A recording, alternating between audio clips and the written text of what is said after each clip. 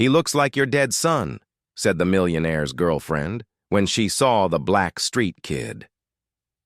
Then Johnny Depp's world stopped.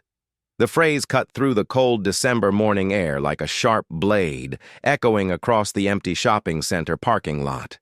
The blonde woman at his side, Daisy, had uttered those words as casually as one might comment on the weather, unaware that she had just reopened a wound that had taken Johnny 5 years to heal. The boy was sitting there on the sidewalk in front of the main entrance, holding a piece of cardboard scribbled on by hand. He must have been about 10 years old, the same age his son Daniel would be today if he were still alive. The resemblance was disturbing. The same curly hair, the same shape of the face, even the way he tilted his head when he watched people passing by. "Johnny, are you okay? You look like you've seen a ghost," Daisy laughed, adjusting her designer bag on her shoulder. "Let's go. The restaurant must be packed." But Johnny couldn't move. His eyes remained fixed on the boy, who now looked back at him with childlike curiosity. It was as if Daniel had stepped straight out of the photographs he kept religiously in his wallet, as if time had stopped on that terrible day of the accident. "Sir, do you have any change?"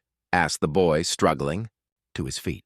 His clothes were too big, clearly donated, and his sneakers were full of holes exposing his toes. Daisy immediately took a few steps back, as if poverty were contagious. "Johnny, let's go. You know we shouldn't encourage these people. They're just after more money." The successful businessman, owner of a chain of restaurants that made millions a year, remained paralyzed. There was something in that boy's eyes that awakened memories he tried to keep buried. The same intelligence, the same quiet determination he saw in Daniel when the boy insisted on helping in the kitchen, dreaming of becoming a chef like his. "Father, what's your name?" Johnny asked, ignoring Daisy's growing protests. "Gabriel, sir. Gabriel Santos." At that moment, something inside Johnny broke and mended at the same time. It wasn't just the physical resemblance that disturbed him. It was the boy's dignified posture even in poverty, the same dignity Daniel had always maintained even when cancer treatments left him too weak to play. Daisy pulled Johnny's arm hard. "We're late and you're making a fool of yourself. Let's go now." But as she spoke, Johnny noticed something that made her shut her mouth immediately. Gabriel had bent down to pick up some papers that the wind had scattered on the ground. Not his, but those of an elderly man carrying heavy bags. The boy returned the documents carefully and even helped the man organize his groceries without asking for anything in return. Johnny watched every movement, every gesture of kindness, and felt his heart race in a way he hadn't experienced in years. There was something about that boy that defied all the prejudices Daisy had just verbalized, something that reminded him not only of the son he had lost, but of the man he himself used to be before tragedy hardened his heart. Gabriel returned to his place on the sidewalk and smiled shyly at Johnny, a smile that carried hope despite all the adversity visible on his thin face and in his worn clothes. If you're wondering why a millionaire would be so shaken by the sight of a simple street kid, don't forget to subscribe to the channel, because this story of unlikely encounters is just beginning. And what happened next changed the lives of everyone involved forever in a way that no one could have predicted. Daisy couldn't understand why Johnny remained there, standing like a statue, watching that dirty child as if she were the most important thing in the world. After 2 years of dating the most coveted businessman in town, she had grown accustomed to the life of luxury, but never to his moments of weakness. "Johnny, for God's sake, you're making a ridiculous scene," she whispered through clenched teeth, checking to see if anyone she knew was watching. "People are going to think we've lost our minds." But Johnny didn't hear her. His mind had gone back 5 years in time to that cold hospital where Daniel had spent his last months.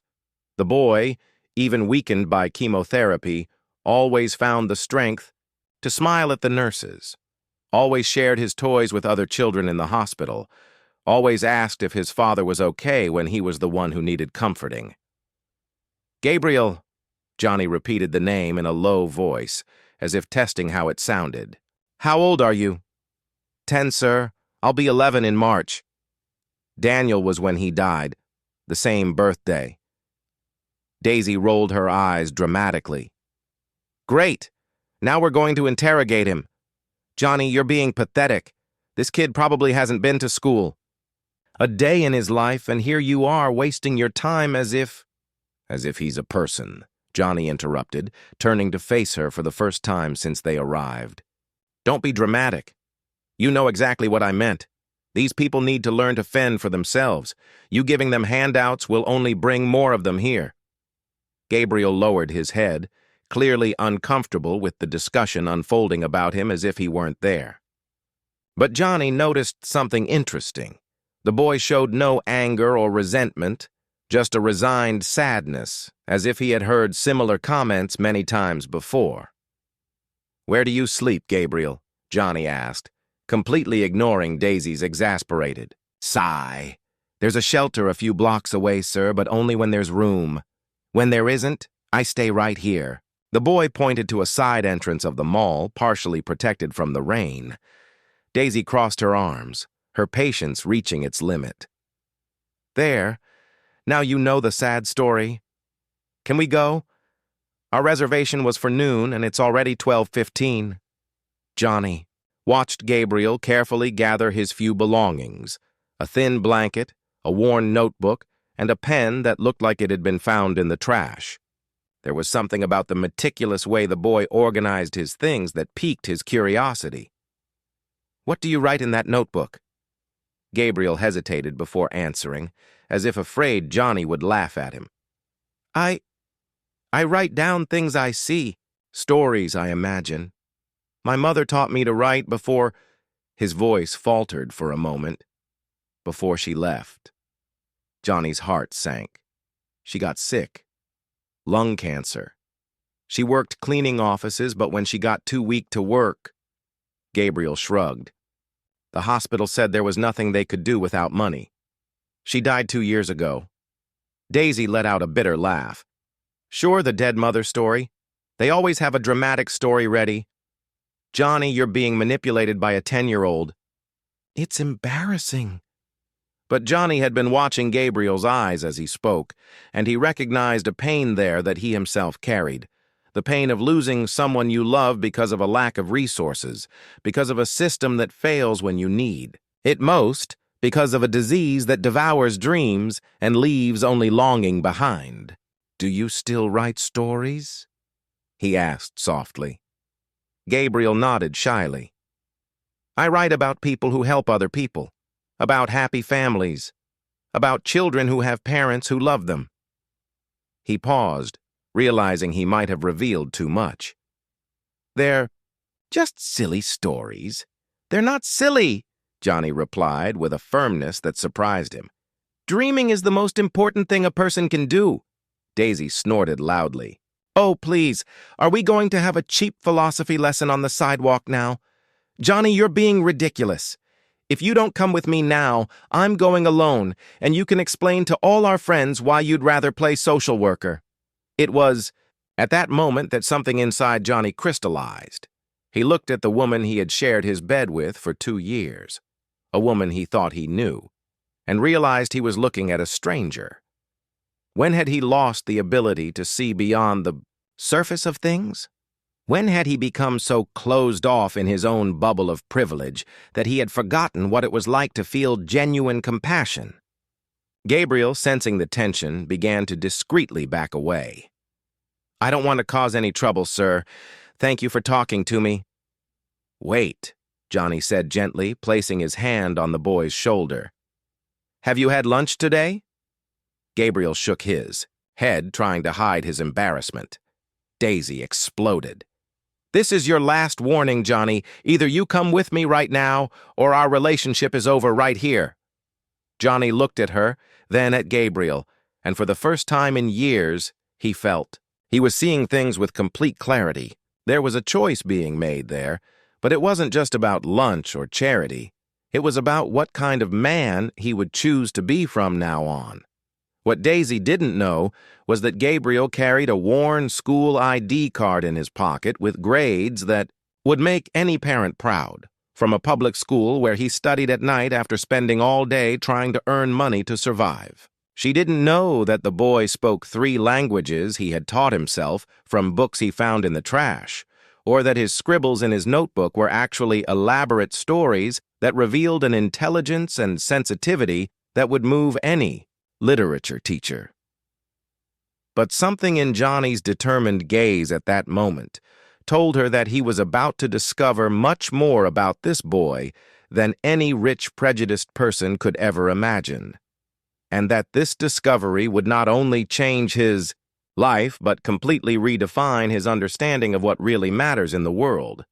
Johnny's choice was crystal clear. He turned to Daisy with a calmness she had never seen before, a tranquility that somehow made her feel more afraid than any scream could have caused. "So our relationship ends right here," he said simply, taking his wallet out of his pocket.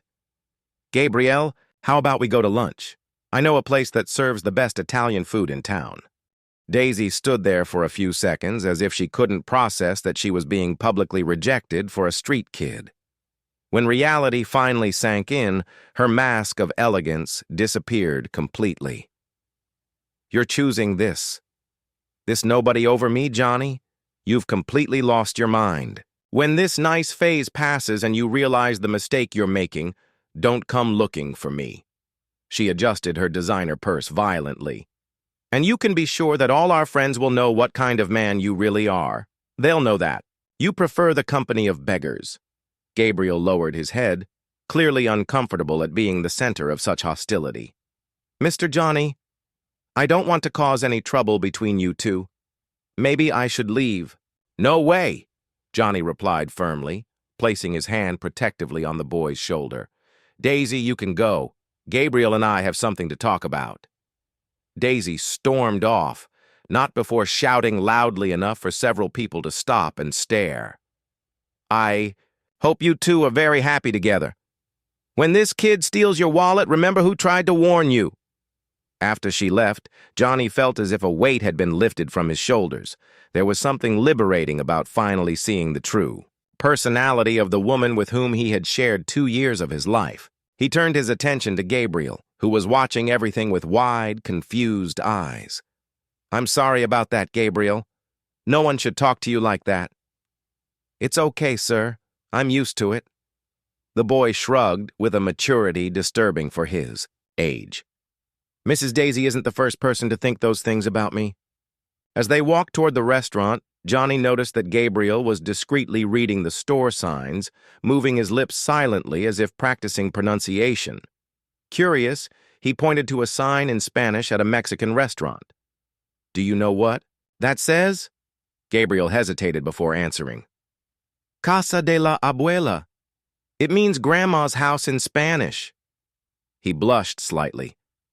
"I taught myself from books that people throw away." Johnny stopped walking, impressed. "What other languages do you know?" "Well, English and French, too. Not perfectly, but I can understand and speak a little. I found some old dictionaries." Gabriel realized he might be saying too much. "I'm sorry. I know this must sound strange." "Strange? Gabriel, that's extraordinary." Johnny felt a mixture of admiration and indignation.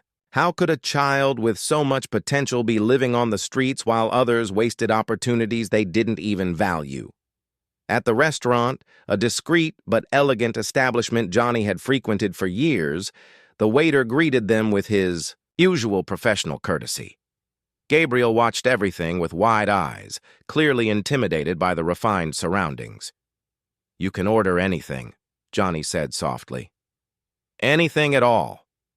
Gabriel studied the menu with intense concentration, moving his lips as he read each item. Johnny realized that the boy wasn't just trying to understand the dishes. He was memorizing the prices, clearly trying to choose the cheapest options. "Gabriel, I want you to choose what you most want to eat, not what costs the least." The boy looked up in surprise. "How did you know?" "Because I would do the same thing in your place," Johnny smiled. My father taught me that kindness is priceless, but it has value. Today the value is in you feeling welcome. While they waited for their food, Johnny began asking questions that revealed much more about Gabriel than any adult had ever bothered to find out before. Not only did the boy study at night, he was at the top of his class. Not only did he survive, on the streets, he helped other more vulnerable homeless people by sharing food and protecting younger children. Not only did he read books he found in the trash, he wrote complex essays on society and justice that revealed an understanding of the world that would make many college students blush with shame. Have you ever thought about going to college? Johnny asked. Gabriel laughed softly but without bitterness. Sir, I can barely afford food. College is too big a dream for someone like me. Someone like you? Johnny repeated. Gabriel, someone like you is exactly the kind of person who should be in college. In fact, he paused, an idea forming in his mind. Would you like to take a test for me? What kind of test? Johnny took out his cell phone and opened a translation app. I want you to talk to me in French about any subject you choose, just to give me an idea of your level. Gabriel hesitated, but then began to speak in fluent, well-articulated French about his dreams of one day studying literature. As he spoke, Johnny noticed that several people at nearby tables had stopped eating to listen, clearly impressed by the boy's eloquence and perfect pronunciation. It was at that moment that an elegant woman from the next table approached. Excuse me, she said in English. I couldn't help overhearing. I'm a language professor at Columbia University, and I haven't heard such beautiful French from a self-taught speaker in years. How did you learn? Gabriel blushed and replied, in near-perfect English. Books, movies with subtitles when I can watch them at the library, and lots of practice talking to myself. The professor, who introduced herself as Dr. Sarah Chun, sat down at their table with Johnny's permission. Have you ever taken any proficiency tests? SAT, TOEFL? No, ma'am. I've never had the money for that. Dr. Chun exchanged a meaningful glance with Johnny. You know, our university has a scholarship program for exceptional students in vulnerable situations. If you're interested, I can arrange some free tests. Gabriel looked at Johnny as if asking for permission to dream. That would be amazing. Johnny felt something stirring in his chest, a feeling he hadn't experienced since Daniel was alive, the feeling that he was doing something truly important. Dr. Chun, would it be possible to schedule those tests for next week? Of course. Actually, I'll do better than that. Gabriel, how about you come to the university tomorrow? I'd like some of my colleagues to meet you. I have a feeling you might be just what we're looking for our pilot program. After the professor left, leaving his card and scheduling an appointment for the next day, Gabriel was visibly moved. Mr. Johnny, I don't know how to thank you. No one has ever believed in me like this before. Gabriel, you don't need to thank me. You just need to be yourself and show the world what you're capable of. Johnny paused, feeling that there was something else he needed to say. And I also need you to know something. I had a son. He died 5 years ago. He was your age. And today, for the first time since then, I feel like maybe there's a reason for everything that happened. A reason for me to be here right now, with you. Gabriel nodded silently, realizing the emotional weight of those words. You said May I ask what happened? Cancer. He fought for 2 years, but Johnny took a deep breath. He was like you, smart, kind, always helping others even when he was suffering. Seeing you today reminded me that there are still good people in the world. What Johnny didn't know was that Daisy, humiliated and furious, had already begun her own campaign of revenge. At that very moment, she was sitting at the bar of the most exclusive club in town, surrounded by her equally prejudiced friends, telling a completely distorted version of events. In her narrative, she was the victim of a man who had lost his mind and was being manipulated by a smart street kid who only wanted money. But there was something Daisy didn't realize. As she poisoned every word with her bitterness and prejudice, some of the people listening to her weren't just listening, they were recording. And in the age of social media, certain words have a peculiar way of coming back to haunt those who utter them, especially when they reveal the true character of those who hide behind a facade of respectability. Gabriel, completely oblivious to the storm Daisy was brewing, walked alongside Johnny with an expression that mixed hope and disbelief. For the first time in years, the future looked bright, full of possibilities he had never dared to imagine. What he couldn't foresee was that sometimes, when we finally find our chance to shine, there is always someone trying to extinguish our light, and that the true measure of our character is revealed not in how we deal with success, but in how we face those who try to destroy us for simply existing. 3 days later, Daisy woke up to find that her life had become a viral nightmare. The video of her poisonous words at the club had been posted on every social media platform with a hashtag. #EliteRacism racking up millions of views in less than 24 hours. These people need to learn to fend for themselves. They'll steal your wallet. Beggars are worthless. Her own words echoed back at her through every indignant comment, every angry share. Her phone wouldn't stop ringing. First it was Marcus, her boss at the luxury advertising agency where she worked as an account executive. "Daisy, you're fired. Our clients are canceling contracts. We can't have someone associated with this kind of behavior representing our company." Next was Amanda, her best friend and organizer of the local elite social events. "I'm sorry, Vic, but you can no longer participate in our circles. The other girls are furious. You've embarrassed us." One by one, every pillar of her social life collapsed.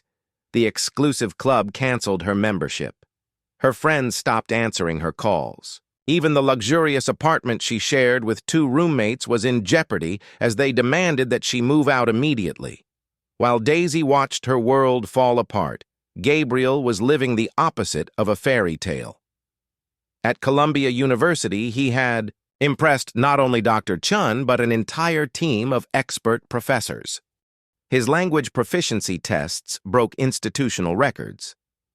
"In my 20 years of academia, I have never seen a self-taught student with this level of linguistic mastery," declared Dr. Martinez, director of the Modern Languages Department. Gabriel is not only eligible for a full scholarship, he is exactly the kind of exceptional student our university needs to highlight. Johnny watched everything with a pride he hadn't felt in years. Seeing him there on the prestigious campus discussing French literature with renowned professors was like watching a miracle unfold in real time. "Are you sure you want to do this?" Johnny asked as they walked across campus after the academic council meeting. Gabriel smiled, clutching the acceptance letter that would change his life forever. "Mr. Johnny, for the first time in my life, I am absolutely certain about something." It was at that moment that Johnny's phone rang. It was Daisy, and her voice was unrecognizable with despair. "Johnny, please, you have to help me. My whole life is falling apart because of a stupid video. I didn't mean those things. I was angry. You know me." Johnny interrupted her calmly. "You showed exactly who you are. Those weren't words spoken in the heat of the moment. That was your true character coming out. But you don't understand. I lost my job, my friends, everything. People are threatening me on the internet. Please, can you post something defending my character?" Johnny looked at Gabriel, who was watching a philosophy class through the glass window of a nearby room, completely absorbed in the knowledge that was finally within his reach. "Daisy, 3 days ago you said I was being a fool for treating Gabriel like a human being. Today, he just received a full scholarship to one of the best universities in the country. Who do you think was right?" The silence on the other end of the line was eloquent. "Her consequences are not my fault or Gabriel's," Johnny continued. "They are a direct result of her choices and her words.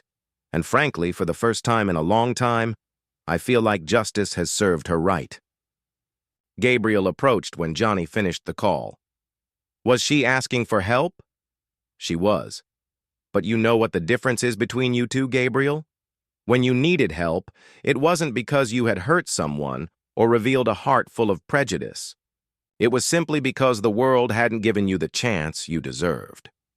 That afternoon, while Gabriel chose his first books at the university bookstore, Daisy sat alone in her empty apartment reading online comments that dissected every cruel word she had uttered. Johnny's followers had doubled after someone discovered her connection to the viral story, but he used his new platform for something Daisy would never do, promoting Gabriel and other talented young people in similar situations. Real privilege. Isn't being born with opportunities, he posted on his social media along with a photo of Gabriel in the Columbia Library. It's recognizing talent wherever it appears and having the humility to learn from it. Daisy read that post and realized she had lost not only a boyfriend but a chance to become a better person. She had chosen prejudice over compassion, and now she was reaping exactly what she had sown.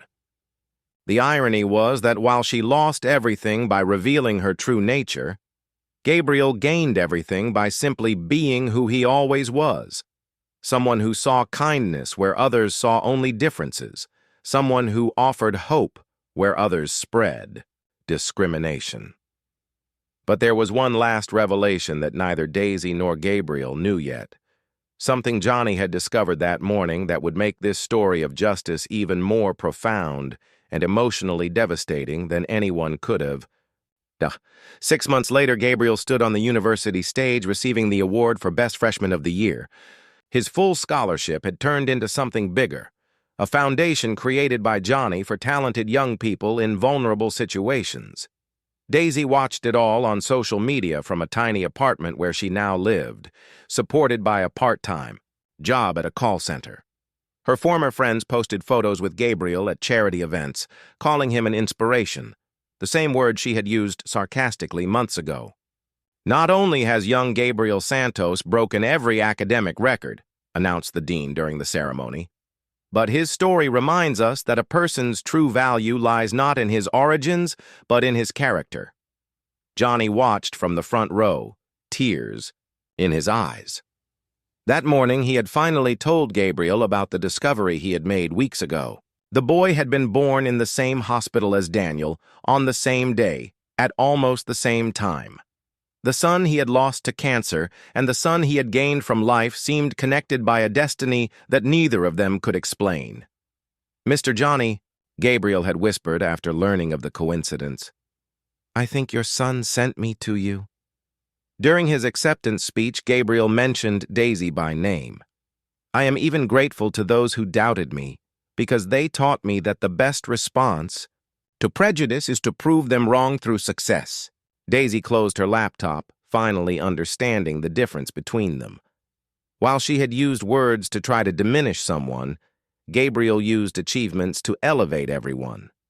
Johnny had created a restaurant empire that employed homeless youth. Gabriel had become one of the youngest lawyers to graduate with highest honors. Daisy continued alone, having lost everything for revealing who she really was. True justice was not in Daisy's downfall, but in Gabriel's rise.